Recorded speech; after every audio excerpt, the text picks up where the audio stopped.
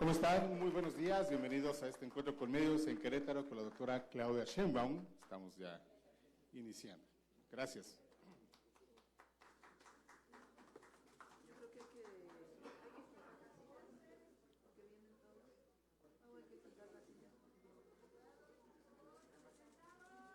Compañeros, la doctora Claudia Sheinbaum Pardo, candidata de Morena a la presidencia de la República.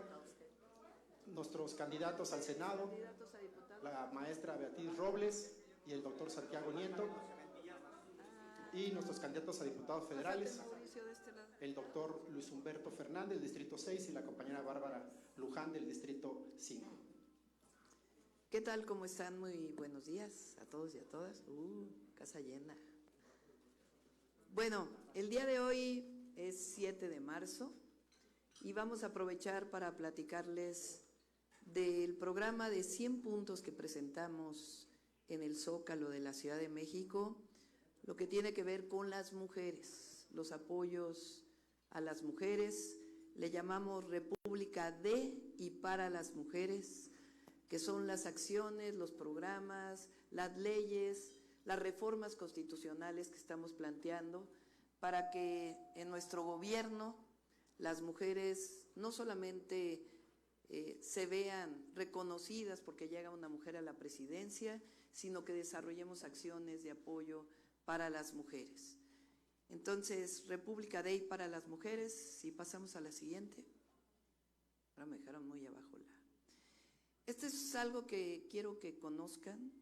Estos son los resultados de las diversas acciones que desarrollamos por el decreto de la alerta de género en la Ciudad de México. En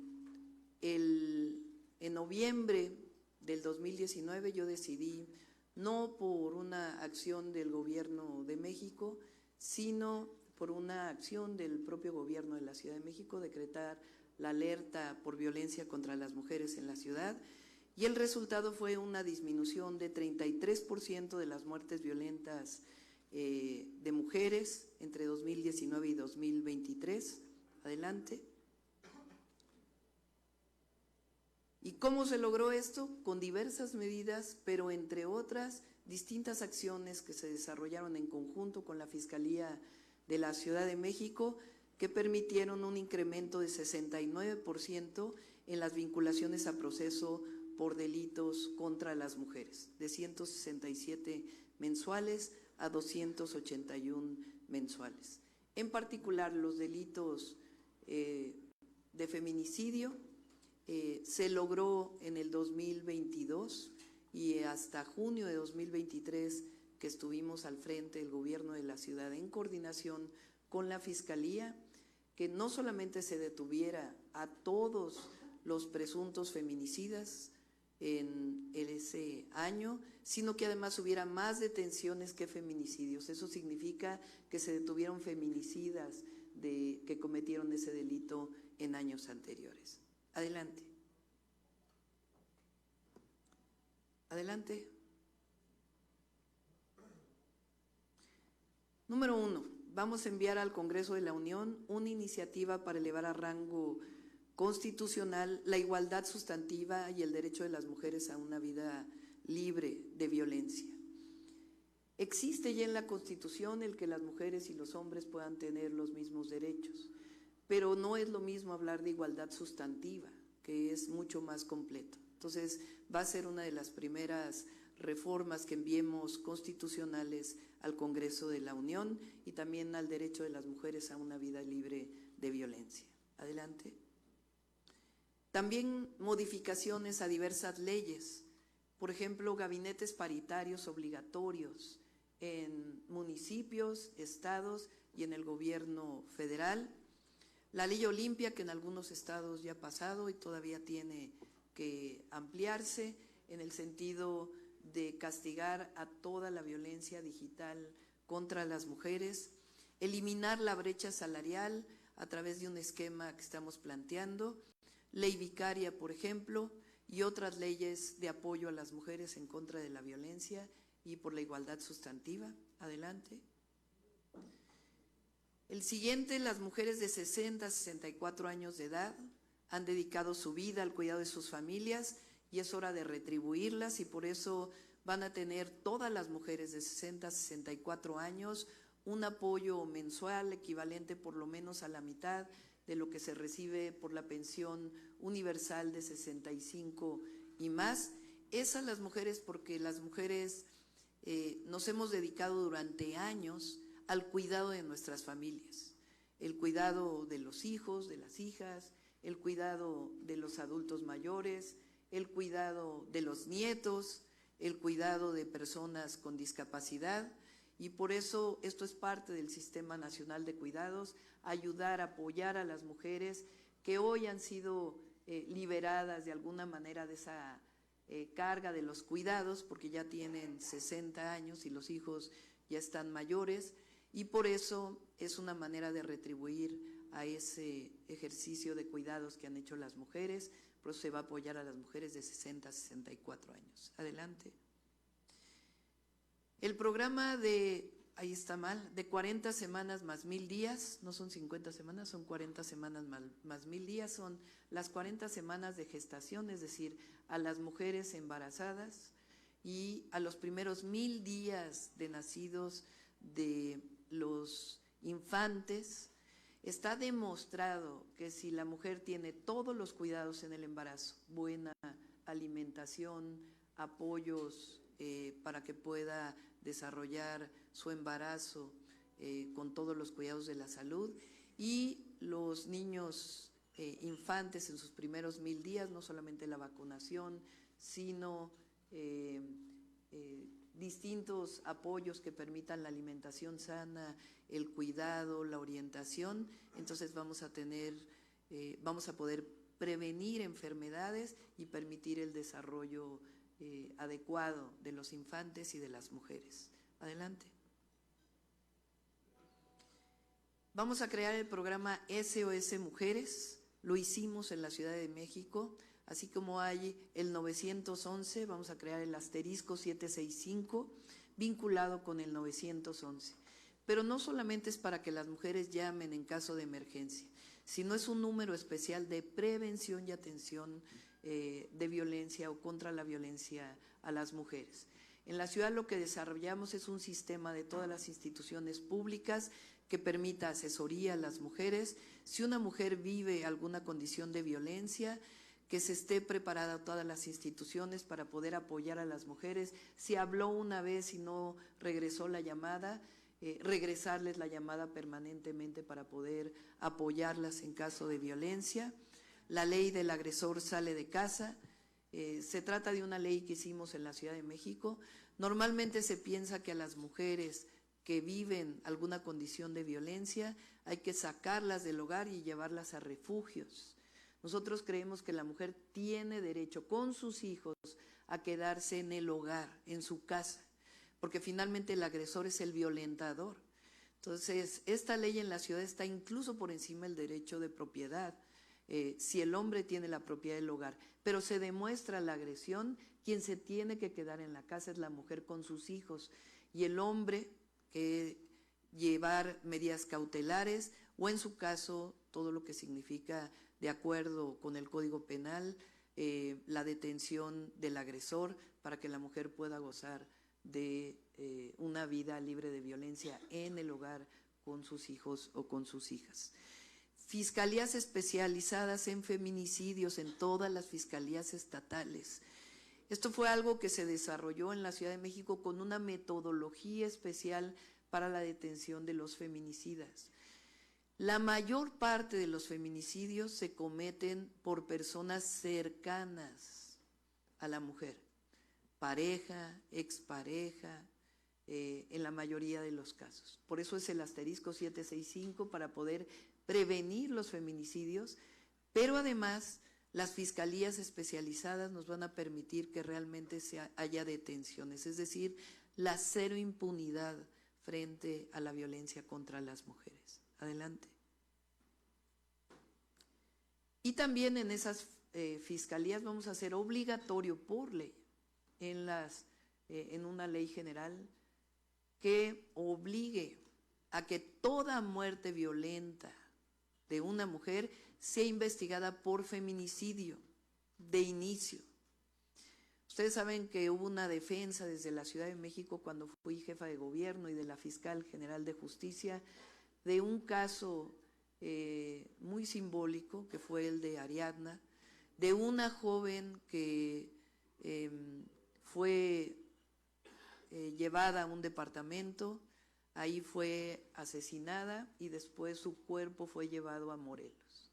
Y la Fiscalía de Morelos no lo investigó como feminicidio de primera instancia, sino que dijo que había sido un problema de muerte por ingesta de alcohol.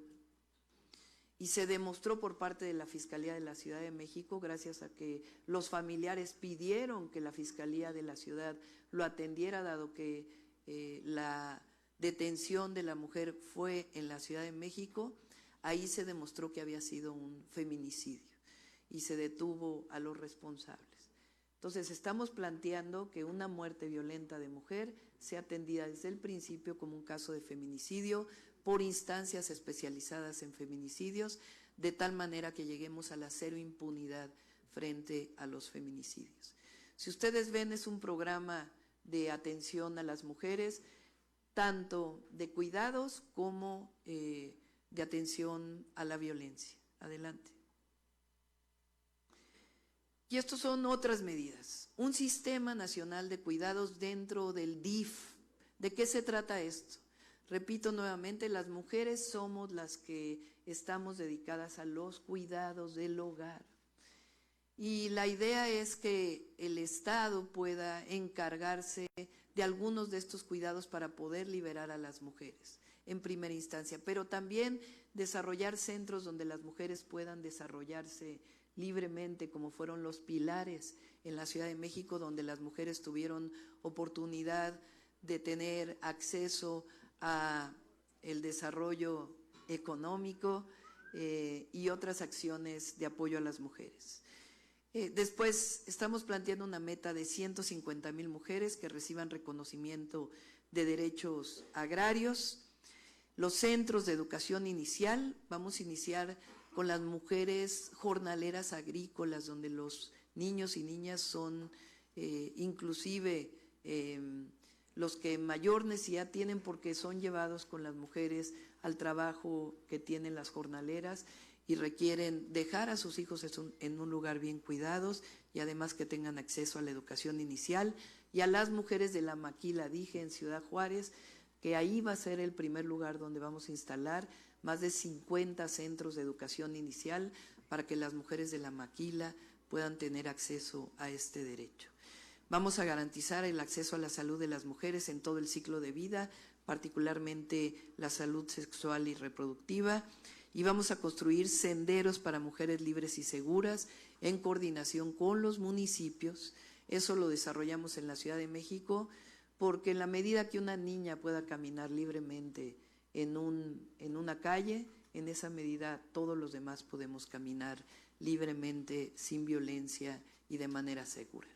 Son algunas de las acciones de apoyo a las mujeres que estamos planteando en el momento que lleguemos al gobierno de la República a partir del 1 de octubre.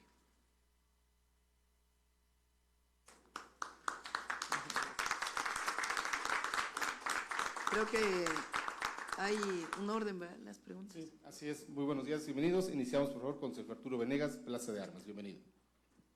Doctora, importante que usted presente estos puntos en la tierra de la corregidora de Querétaro, la mujer quizá más importante de nuestra historia. En Querétaro, como usted sabe, está por encima de la media nacional en muchos indicadores económicos. Sin embargo, igual que gran parte del país, enfrenta ya problemas de falta de agua y de energía eléctrica. Yo quisiera preguntarle, ¿qué ha pensado usted frente a estos dos gravísimos problemas? Aquí el de la seguridad no es tan intenso como los de algunos vecinos, pero sí el tema del agua y la energía eléctrica. Sí, hay un proyecto de, digamos, reciclamiento de agua que lo está planteando el propio gobernador. Nos parece un buen proyecto y lo vamos a apoyar cuando lleguemos. además de otras acciones que estamos planteando. Estamos desarrollando el Plan Nacional Hídrico en el país. El centro y norte del país han vivido una sequía prolongada ya de 5 años. Este año no se espera que vaya a cambiar, lamentablemente, esta circunstancia. Hay el fenómeno del Niño que, vinculado con el cambio climático, genera estas condiciones y no necesariamente, de acuerdo con los expertos, esto va a ser ya para siempre. Estamos trabajando con expertos en cambio climático para poder conocer cuál es la expectativa de los próximos 6 años, aunque en este caso no es una ciencia exacta, y estamos planteando varios programas. En primer lugar, el uso eficiente del agua. No es solo un asunto de viviendas o de disminuir las fugas municipales. Se trata de que el 77% del consumo de agua potable en nuestro país es para riego. No es muy distinto en el mundo entero, pero particularmente el riego en nuestro país se desarrolla sin tecnificación. Entonces, uno de los programas es la tecnificación del riego agrícola, vinculado con un cambio a la ley de aguas, en donde hay que revisar en conjunto el tema de la transferencia de las concesiones de agua, porque fue una modificación que se hizo en la época de Salinas de Gortari, que se trata de si ustedes leen la ley de aguas, parece un asunto administrativo y no un asunto del recurso más importante para la vida y para el desarrollo del país. Entonces va a ser una revisión de la ley, le estamos planteando, tiene que ser un asunto, estamos buscando de consenso en la medida de lo posible, con los usuarios de agua, los distritos de riego, el consumo de agua para la industria, particularmente para la producción de leche, refrescos, cerveza, que tienen un consumo muy alto, y al mismo tiempo lo que significa pues esa transferencia de recursos. Les pongo un caso, distritos de agua, porque cuando es agua para riego no se pagan derechos de agua, pero tienen la posibilidad de vender esa agua a los municipios. Entonces hay zonas del país donde los distritos de riego venden el agua para el consumo humano. Entonces eso tiene que revisarse, además de todo lo que significa la tecnificación del riego agrícola.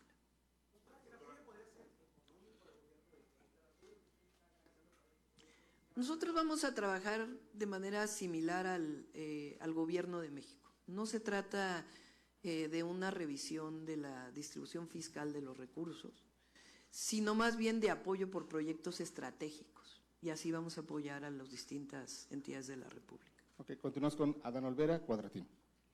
Doctora, insistiendo en el tema, Querétaro tiene un desarrollo industrial importante, insistiendo en el tema de la generación eléctrica. Se acaba de anunciar recientemente una inversión muy importante de Amazon. Esta y otras industrias requieren mucho de electricidad.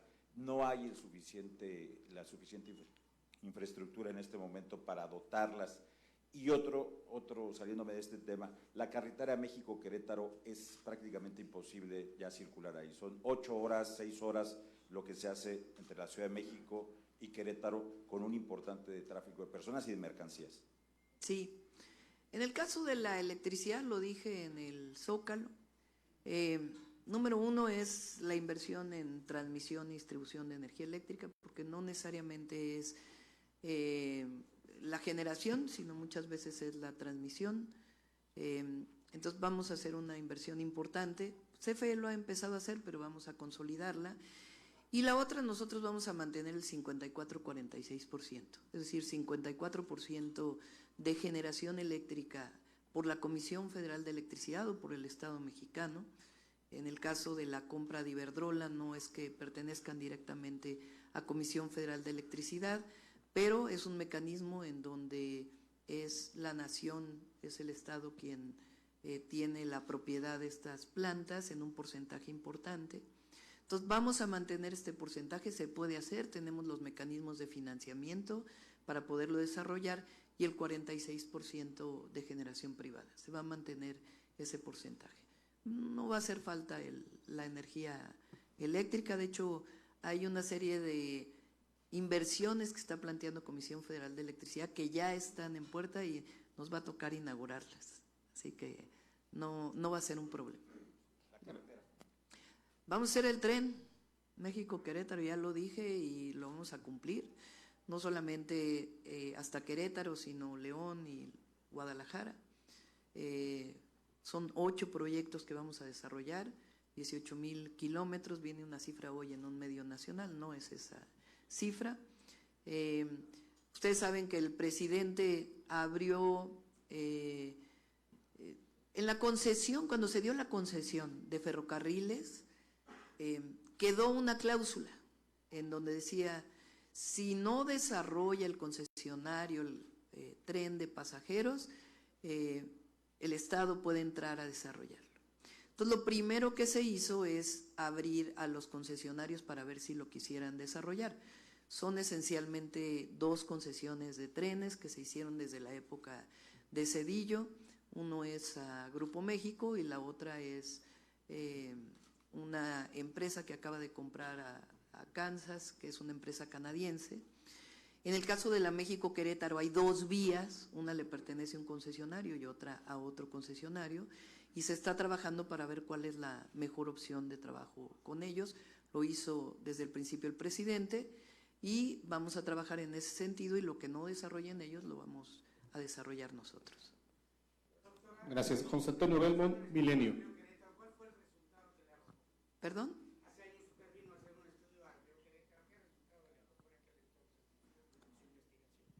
Bueno, vamos a hacer uno de los grandes temas es la limpieza de ríos en nuestro país.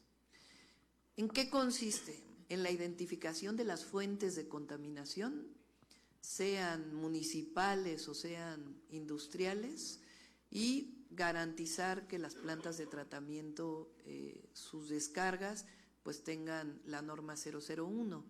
La norma 001 es de las primeras normas ambientales que se hizo en el país, por eso se llama 001, de descargas de aguas de descargas a los cuerpos de agua. Algunas tienen que ser vigiladas federalmente y otras de manera estatal. Esa norma ahora con la Secretaría de Medio Ambiente se llevó a un nivel superior. Quiere decir que las descargas deben tener menos contaminantes. Entonces, las industrias tienen que hacer las inversiones necesarias para poder cumplir con la norma, y los municipios también. Y ahí hay un tema que estamos trabajando de cómo apoyar a los municipios para la operación de las plantas de tratamiento. Okay, continuamos con José Antonio Belmont, Milenio. Adelante. Hola, buenos días a todos, todas.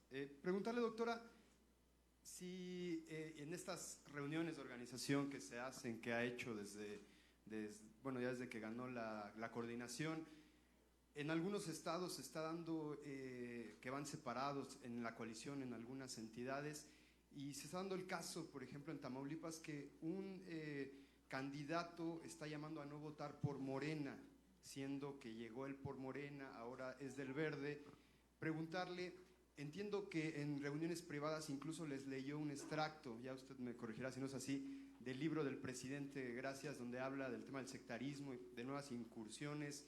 El propio gobernador Durazo habla que peor que un aliado es no tener aliados, por ejemplo. Todo esto con el fin de conseguir el plan C. Preguntar si habrá un llamado de su parte para que en estos estados, en estas entidades donde van separados, entiendo que por estrategia, por ejemplo, en el caso del PES, entiendo que se ha evitado el pragmatismo, ¿no? El caso de Hank, por ejemplo, en Baja California, si habrá un llamado para que no haya confusiones también para el electorado de no, a pesar de que es la misma coalición, no hacer un llamado a no votar, por ejemplo, por Morena en Tamaulipas, que ocurrió en este caso con el candidato. Sí, tenemos un plan muy estructurado para el plan C. En algunos vamos a la presidencia y a las gubernaturas en coalición completa.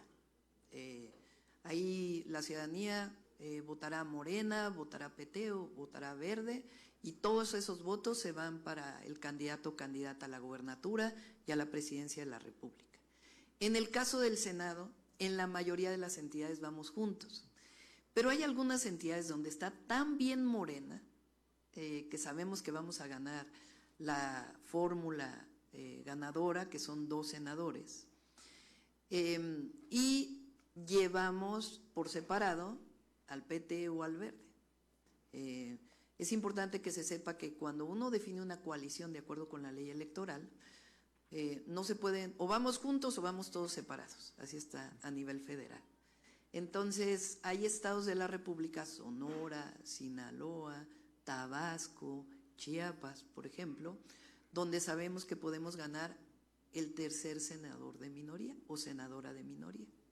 Ese es el caso también de Tamaulipas o de Oaxaca. Entonces, vamos por 3 senadores en ese caso. Hay otros, por ejemplo, aquí donde sabemos que vamos a ganar a los 2 senadores, aunque sea un estado gobernado por la oposición, porque aquí Morena está muy bien posicionada.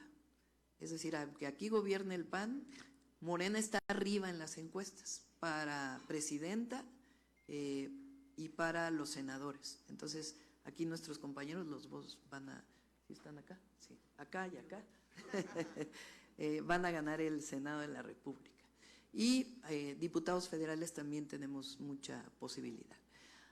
En el caso de diputados federales, si mal no recuerdo, son cerca de 270 distritos donde vamos juntos. Y en otros casos, en estados donde también Morena tiene una votación muy alta, decidieron los otros partidos ir por separado. Y después en presidencias municipales y diputaciones locales, dependiendo de las características en la mesa de trabajo que se hizo de coaliciones, se definió si se van juntos o separados. Y la ciudadanía va a tener que definir cualquiera de los candidatos que llevamos. Evidentemente, pues es que sea una campaña de propuestas, no de plantear algo en contra y menos pues de uno de nuestros partidos.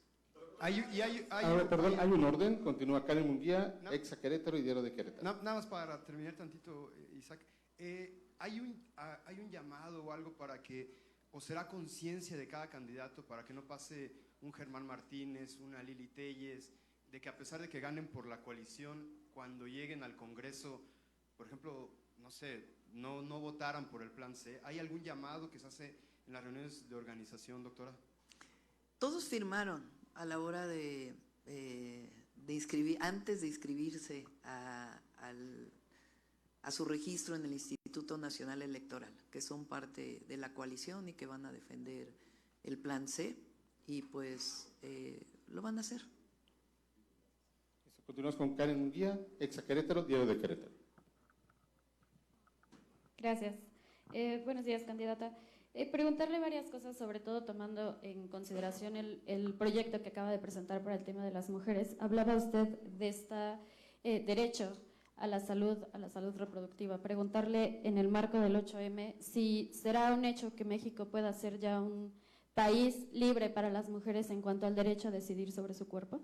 Querétaro ha sido uno de los que se ha negado a legislar al respecto. Hay iniciativas congeladas, como se les dice legislativamente, en las que no se ha querido abordar este tema aquí en el Estado. Preguntarle también, aprovechar, pues si este proyecto de nación está realmente o no rescatando programas que fueron desaparecidos por la actual administración, esto en torno a una declaración que hizo justo la candidata Xóchitl aquí en Querétaro. Hablaba usted de que Querétaro, Morena está bien posicionado en el Estado.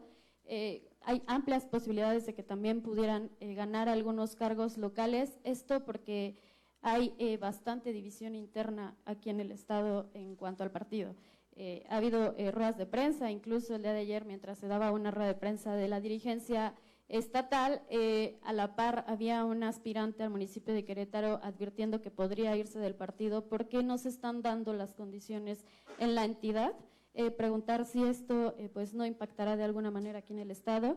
Y Supongo que algunos más se sumarán a esta pregunta, pero antes de iniciar esta rueda de prensa nos comentaban que estaba dando entrevistas exclusivas. Me parece que usted ha comentado que esto no se da, pero bueno, preguntar por qué se dieron estas exclusivas. No estuvieron esperando una hora aquí a que iniciara esta rueda de prensa. Y pues aprovechar también para preguntar sobre su asistencia a la plenaria de Citibanamex. Sí. Si se olvidan, ya las repito.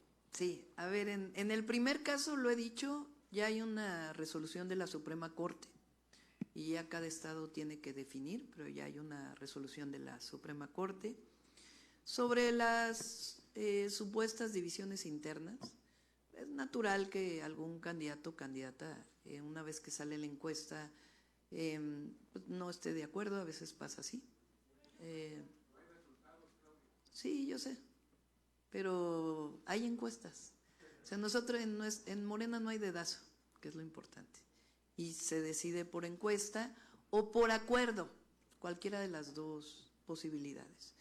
Por ejemplo, en Chihuahua, todos se sentaron en una mesa, todos los participantes, y decidieron cómo iban en cada una de las puestos de elección popular. Y ahí todos firmaron y no hubo ningún problema, y en otros casos pues están esperando a los resultados de las encuestas. Es importante que se sepa porque, a ver, son muchísimos cargos a elección popular y en algunos casos se inscribieron 20, 30 personas a una presidencia municipal o a una candidatura local o candidatura federal. Entonces, primero hay que hacer una revisión de quienes se inscribieron, que no pertenezcan a otro partido político, porque ya nos pasó que en las inscripciones resultó que había personas que eran de otro partido político que quisieron entrar a Morena. Después, revisar que no haya ninguna vinculación con el crimen, que eso se hace de manera muy concienzuda por parte de la dirección de Morena, en consulta con la Fiscalía General de la República y con la Secretaría de Seguridad Pública, se hacen consultas a través de oficio. Y después hacer una encuesta de reconocimiento, quiénes son los más reconocidos, y después ya la encuesta final, y eso lleva su tiempo. Entonces, en este caso, pues, no hay unidad en nuestro movimiento. Doctora, Continuamos con... la inseguridad en el país está lacerando. Sí.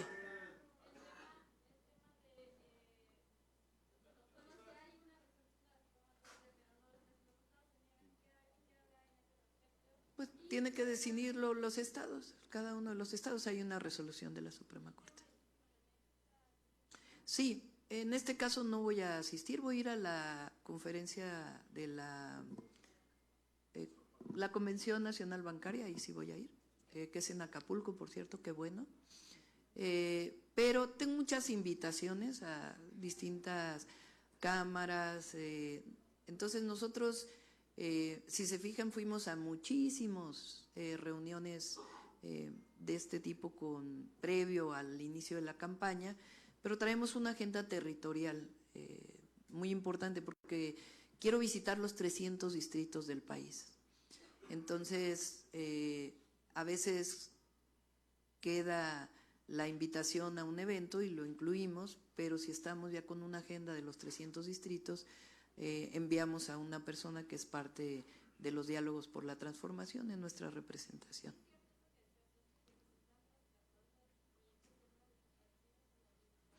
Nosotros nunca vamos a rescatar la corrupción, esa le corresponde a los otros.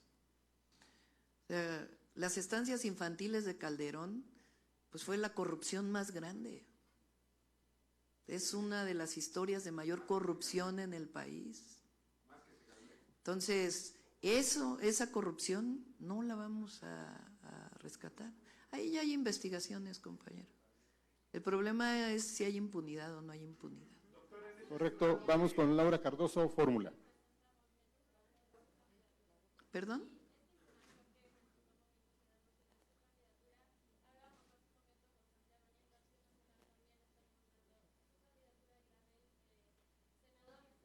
Pues es que saben que vamos a ganar, entonces están buscando la manera de legalmente bajarnos.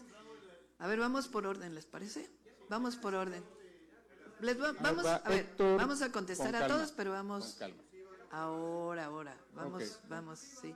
Sí, a veces damos entrevistas, cuando nos lo solicitan previamente damos entrevistas, a veces pasa así, y no sabía que llevaban 1 hora esperando, disculpas por eso, la otra entrevista duró 5 minutos. Doctora, el eje sembrado del presidente Andrés Manuel López Obrador ya se hizo. Ya el escrutinio de la política y la charla en todas las mesas, en cualquier estrato social en México, se tiene. ¿Cómo, perdón? La política y la charla ya se tiene en este humanismo mexicano. ¿Cómo vislumbra la política económica y social con ese sentido de pertenencia que ya se generó ahora que usted está buscando esa parte al ser presidenta? ¿Cómo vislumbra México en esos 6 años ya de su liderazgo dentro de esa misma mística y ya se logró y ya se permeó en un país tan lacerado y dolido? Un país tan lacerado y dolido. A ver, nosotros hemos hablado de continuidad, de consolidación y de avance de la transformación.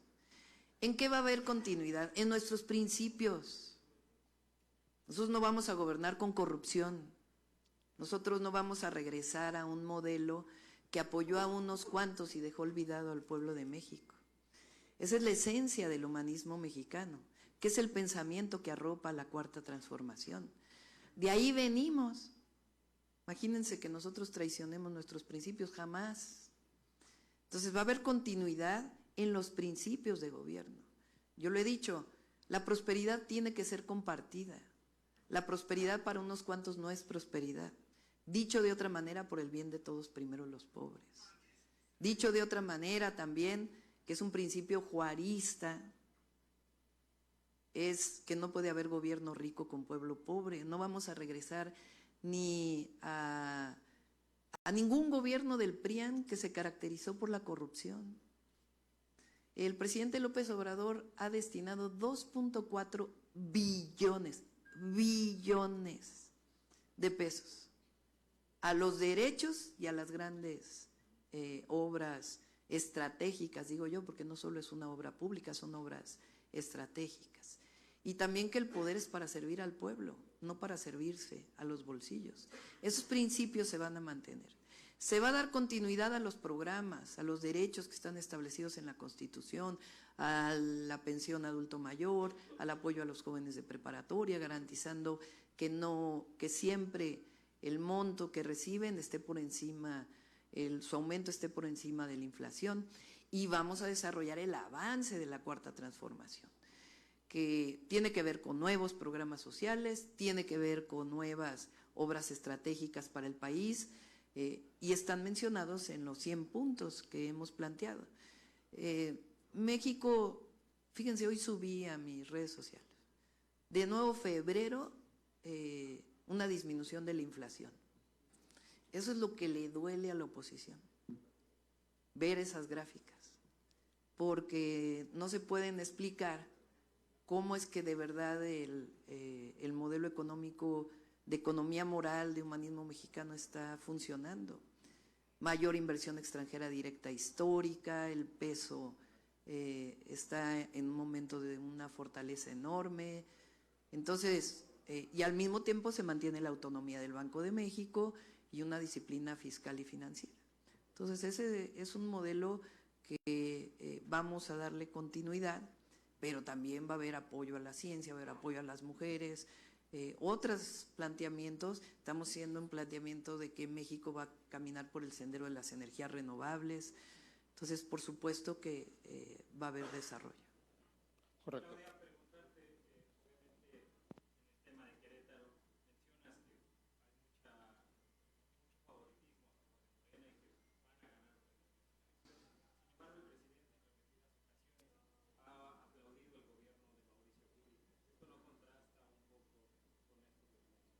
No, a ver, ahora estamos en elecciones.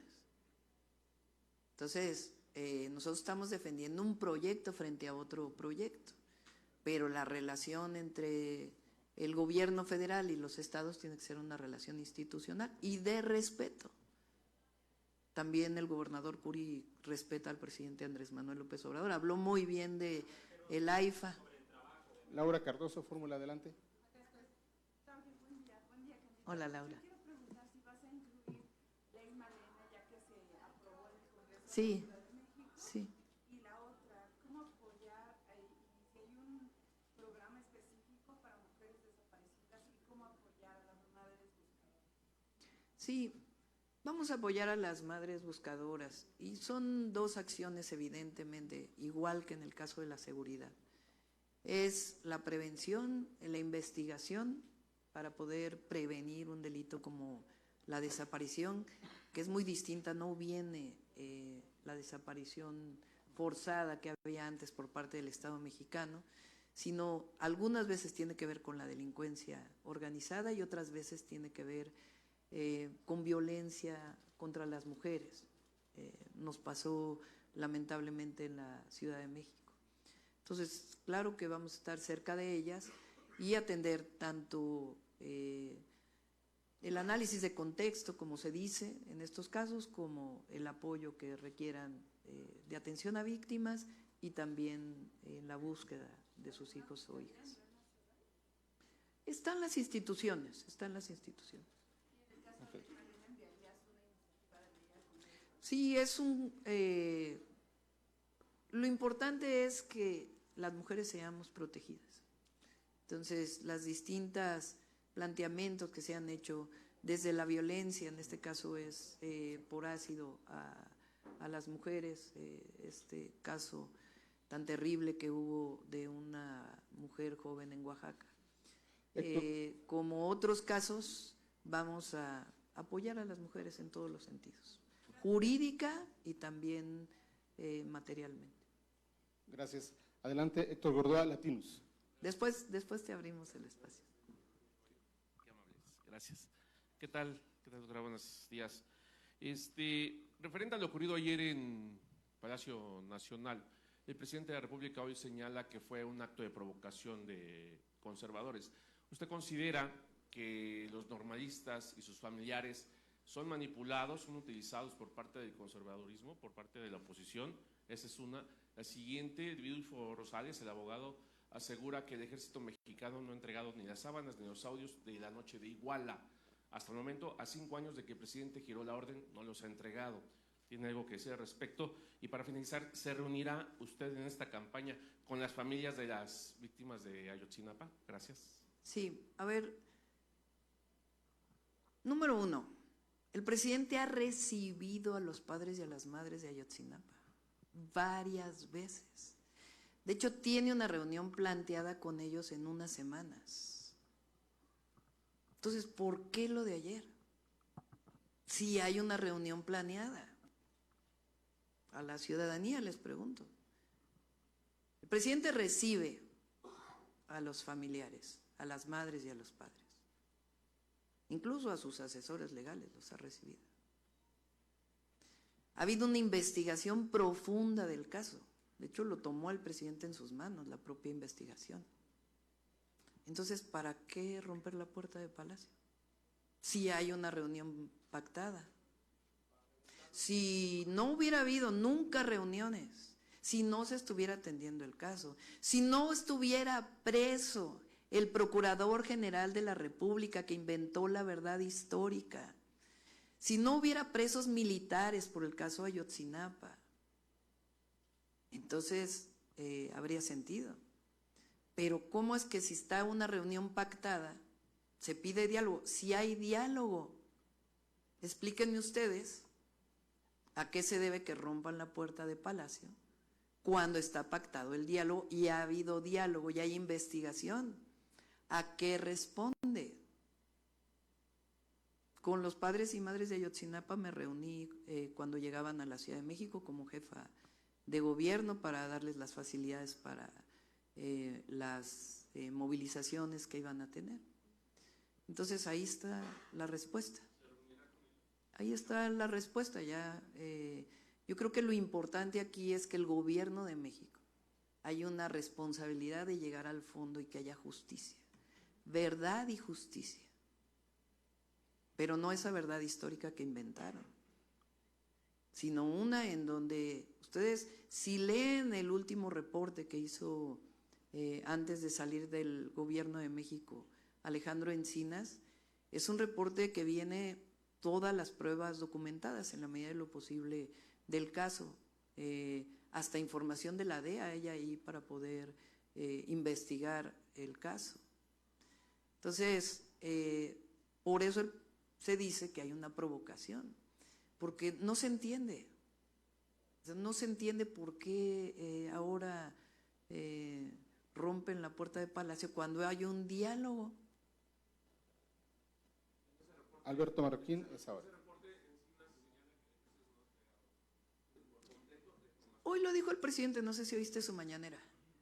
El presidente dijo que se les está abriendo, que les pidió, los padres y madres pidieron que se abrieran documentos, el presidente les dijo 1 mes, ellos dijeron 3 meses y se les permitió por 3 meses. Entonces, hay diálogo, hay investigación y hay detenidos. Y el compromiso del presidente de que se va a llegar a las últimas consecuencias. Entonces, ¿para qué romper la puerta de Palacio Nacional? Adelante, Alberto Marroquín, es ahora, adelante. Ya, ustedes contesten ustedes mismos. Buenas Alberto tardes. Marroquín, adelante. A ver, hola, buenas tardes. Permítame un segundo porque el compañero desde hace rato quiere preguntar. Ajá.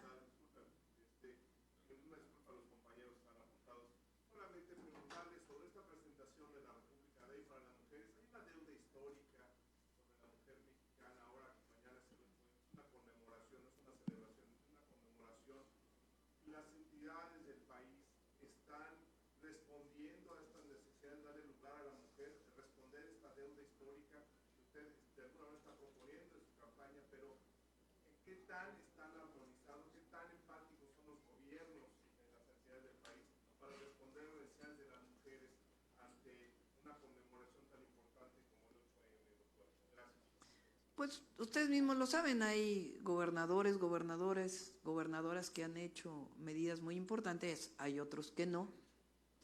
Hay fiscalías que también trabajan para la justicia a las mujeres, en particular en casos tan graves como el caso de un feminicidio. Hay fiscalías que no, que lo que quieren es tapar. Entonces, por eso lo que nosotros estamos planteando es que se eleve a rango constitucional y de ahí una serie de leyes generales que sean obligatorias para las entidades de la República. Gracias. Adelante, Alberto Marroquín, es ahora. Gracias, buenos días, doctora. Vivimos 10 años de narcoestado con Fox y con Calderón. En ese narcoestado, pues protegían a un cártel y eso derivó en un reclutamiento masivo de jóvenes que eran siempre denostados como ninis. ¿Cómo recuperar a esos jóvenes? Y sobre todo porque estamos en un estado como Querétaro, que está junto a un Guanajuato, que es el estado fallido y de más inseguridad en todo el país. ¿Cómo recuperar? Porque pues aquí la preocupación de los queretanos es que no nos vaya a invadir esa inseguridad aquí en Querétaro. Sí, hemos estado presentando nuestra estrategia de seguridad. Ayer dije que a diferencia, lo que nos caracteriza es que nosotros elaboramos estrategias serias con base en información, pero además la única que ha dado resultados de todos los que estamos contendiendo en el tema de seguridad es su servidor en la Ciudad de México. Las y los jóvenes fueron abandonados durante años por el neoliberalismo y la corrupción que caracterizó a los gobiernos del pasado. No solamente les dijeron ninis, sino hay una palabra, pues por lo menos igual, que muestra el desprecio de los anteriores gobiernos a los jóvenes, que es rechazados de la educación. Por eso nosotros lo que estamos planteando es fortalecer nuestro sistema de educación pública, desde la educación inicial hasta el posgrado, y en particular a las y a los jóvenes, más preparatorias y más universidades, gratuitas, porque la educación es un derecho. Además de Jóvenes Construyendo el Futuro, que es un programa que debe mantenerse, estamos desarrollando, dije el otro día que el programa se llama Jóvenes Unen al Barrio, porque así se llamaba en la Ciudad de México, pero ya le cambié de nombre y puse las y los jóvenes unen a México. Y entonces nosotros en la ciudad rescatamos a 11,000 jóvenes que estaban vinculados de una u otra manera con la delincuencia. Y eso es lo que vamos a hacer. Estoy planteando que de inicio vamos a dar el apoyo a 50,000 jóvenes de colonias, de zonas particulares que tienen el riesgo de acercarse a la delincuencia, a través de un programa no solo de apoyo económico, sino de tutores que les permitan salir de ese círculo de violencia en el que se encuentran, que tiene que ver con deporte y cultura y tutores que les permitan salir. Ese es un programa, y el otro es Reconecta con la Paz, que son a jóvenes primodelincuentes, que obviamente dependiendo del delito, pero que se les permita que no solamente vayan a firmar al tribunal su sentencia, o sea que estén privados de la libertad, sino acercarlos a una vida distinta, que es otro programa que nos funcionó muy bien en la ciudad. Gracias. El otro tema.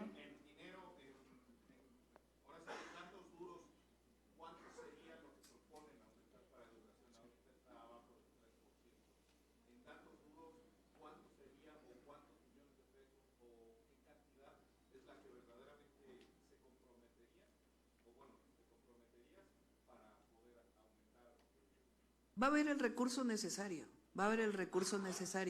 en la formación de maestras, maestros, en sus salarios, que también es una de las medidas que estamos planteando, un salario justo para las maestras y los maestros de México, el aumento a las preparatorias y las universidades. No hablo nada más por hablar, lo hice en la Ciudad de México. Aumenté 7 preparatorias del Instituto de Educación Media Superior, un programa especial que se llama Preparatoria Pilares, en donde con educación a distancia y centros comunitarios se les permite a las y los jóvenes terminar su educación, y también hice 2 universidades públicas, la Rosario Castellanos y la Universidad de la Salud, con 50,000 jóvenes que están estudiando. Entonces, lo que sea necesario para poder aumentar la educación a las y a los jóvenes. Ok, te continúa Mara Rivera. En otra pregunta, falta una pregunta. Vamos, a ver, compañeros, vamos uno por uno porque está el compañero que no ha terminado. Sí. En 2003 se creó una ley del servicio profesional de carrera que es para los funcionarios, mandos, medios y del gobierno federal, pero es una ley que realmente ha sido en contra de los propios funcionarios, porque desde que se creó pues no ha habido un incremento, no hay una seguridad laboral para todos esos mandos, ni siquiera incrementos salariales, que es un tema que le ha insistido mucho el presidente en las conferencias de prensa en México. ¿Cómo lograr para cambiar esa ley? Porque de hecho desde 2006 esta ley no se ha modificado. Hay que revisar. Y también, fíjense, en la época de Fox y Calderón, es la época de mayores ingresos petroleros. Y lo único que se lo gastaron fue en gasto corriente y en quién sabe qué otras cosas, porque nunca se informó adecuadamente. Nosotros lo que planteamos es un gobierno que esté al servicio del pueblo. Entonces no tratamos de incrementar el número de servidores públicos, porque imagínense esos gobiernos que lo único que hacen es aumentar y aumentar y aumentar y aumentar el número de personas que trabajan en el gobierno y no se atienden verdaderamente los problemas del pueblo. Entonces nosotros vamos a seguir con la política de austeridad republicana. Vamos con la última pregunta. Mara Rivera, adelante, Enfoque Noticias. Gracias, buenos días, doctora. Yo quisiera preguntarle si con esta propuesta, con esta iniciativa al Congreso, podría también revertirse esta percepción que hay de impunidad. Se lo comento porque de acuerdo a la encuesta nacional de percepción de la inseguridad pública, pues prácticamente en el 2022, estos datos son del 23, o se publican el 23, pero los datos del 22 señalan que de las denuncias presentadas, de los responsables de delitos, solamente son 1.2% los datos que se pueden seguir y que son responsables. Quiere decir que hay una impunidad del 98.8%. Y esta es de acuerdo a la información. ¿Usted qué esperaría o qué podría esperarse los mexicanos de esta percepción y de que no queden impunes particularmente los delitos o los responsables que reciban su castigo? También quisiera preguntarle sobre, pues el triunfo de Trump podría ser un arma de doble filo.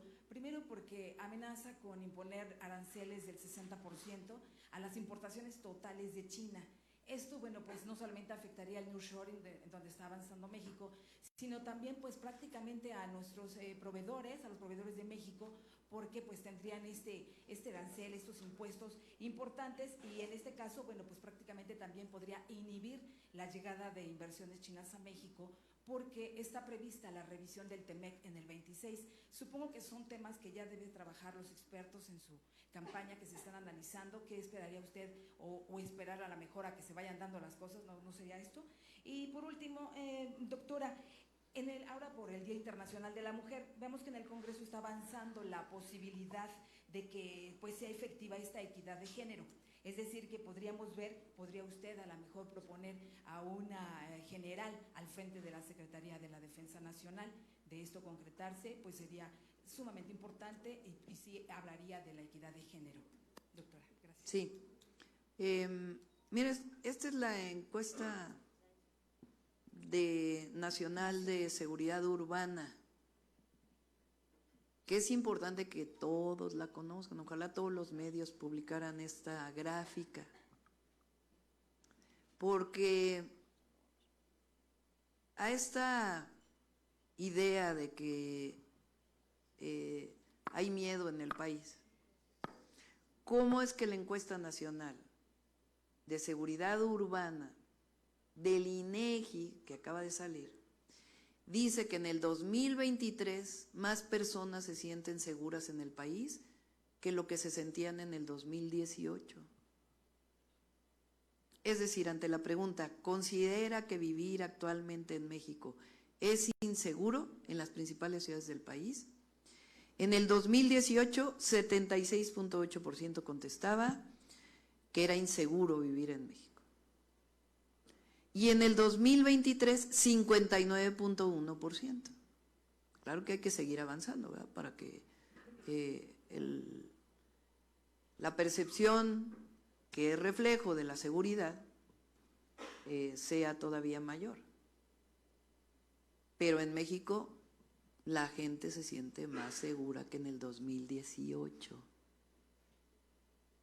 Esto es lo que estas gráficas que muestran la realidad de nuestro país es lo que hace que la oposición no encuentre asidero en la población, porque la mentira pues no es reconocida en la población como mentira, y esta es una realidad, y eso tiene que ver pues con disminución de la impunidad, tiene que ver con atención a las causas, tiene que ver con la Guardia Nacional, que es una de las instituciones más reconocidas por el pueblo junto con la Defensa y la Marina. Tiene que ver con una política de 5 años, casi 6 del gobierno de México. Y nosotros vamos a avanzar, lo he dicho. Nuestra política de seguridad tiene que ver con 2 ejes centrales: la atención a las causas, que no es prevención, es atención a las causas, y la cero impunidad. Ok, pues muchas gracias, gracias por todo. Tenemos que cumplir una agenda, gracias. Candidata, perdón, me gustaría su punto de vista en torno. Espérenme un segundo.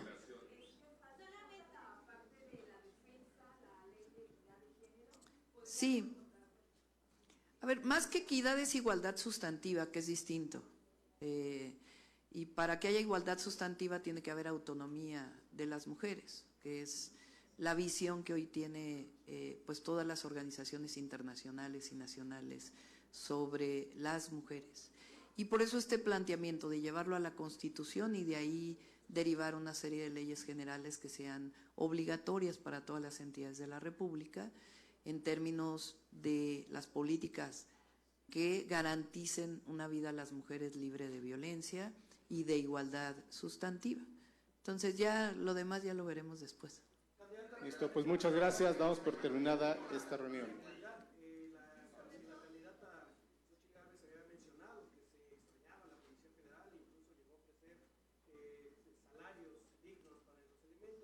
Aunado a esto, ha habido algunas manifestaciones por seguridad Déjenle la gráfica otra vez. En este caso, me preguntarle si continuaría con lo mismo, si Ya lo hemos estado comentando. Le voy a pedir a Paulina que te dé lo que planteamos hace unos días de nuestra Estrategia Nacional de Seguridad Pública. Y la Guardia Nacional es reconocida hoy por los mexicanos y mexicanas como una gran institución. Lo que hay que hacer es consolidar la Guardia Nacional y seguir avanzando en la seguridad. Porque su secretario en la Ciudad de México pues venía de... También lo contesté ayer, sí sería importante que revisaran lo que hemos estado dando todos los días. Omar García Harfuch era un policía más en la Policía Federal, pero todo eso es para esconder el tema central, que es que García Luna, secretario de Seguridad de Felipe Calderón, un presidente espurio que no llegó legítimamente a ser presidente, sino con un fraude electoral, está vinculado en Estados Unidos por sus nexos con el narcotráfico. O sea, Calderón, para legitimarse, declaró la guerra contra el narco y puso al frente de esa guerra a un narcotraficante. Eso es lo que el pueblo de México ya no quiere, ya no quiere. Por eso es que la Estrategia Nacional de Seguridad que estamos planteando, pues tiene que ver con seguir avanzando en atención a las causas y en la cero impunidad. A ver, la última pregunta. Candidata, primero, bueno, nada más, ¿cuáles son las propuestas concretas que trae para Querétaro? Eso es uno. Dos, en el tema de migración, ¿cómo frenar el paso de centroamericanos a México, a los distintos estados, y evitar, sobre todo, que sean contratados por parte de grupos de delincuencia organizada? Y hablando un poquito sobre el tema de la percepción de inseguridad, si bien esas son estadísticas, ¿qué opinión le merece los asesinatos de todos los candidatos que están participando en esta contienda? Sí, a ver, son 3 preguntas, ¿no? La primera, unas son propuestas nacionales que incluyen a Querétaro. Es como la pensión o el apoyo a las mujeres de 60 a 64 años, por supuesto es para las mujeres queretanas. Todas estas medidas que estamos planteando de protección a las mujeres pues son nacionales e incluyen a las mujeres de Querétaro. Entonces hay una serie de propuestas que son nacionales. Uno de los temas centrales que desde que estuvimos en Querétaro nos planteó la ciudadanía fue el Tren México-Querétaro. Ese es algo que vamos a desarrollar, que ya lo estamos revisando por nuestros equipos de trabajo y que va a ser una realidad. El otro tema es el agua, como en distintas áreas de la región centro, que ya contesté cuál es el planteamiento, entre otros. Por otro lado, el tema de la migración, y tiene que ver también con el tema que preguntaban del presidente Trump. Quien vaya a decidir el pueblo de Estados Unidos, sea el presidente Biden o el presidente Trump, nos vamos a poner de acuerdo. Y en el tema de migración vamos a seguir insistiendo en que la mejor manera de atender la migración es la cooperación para el desarrollo. Ese es el centro de nuestro planteamiento.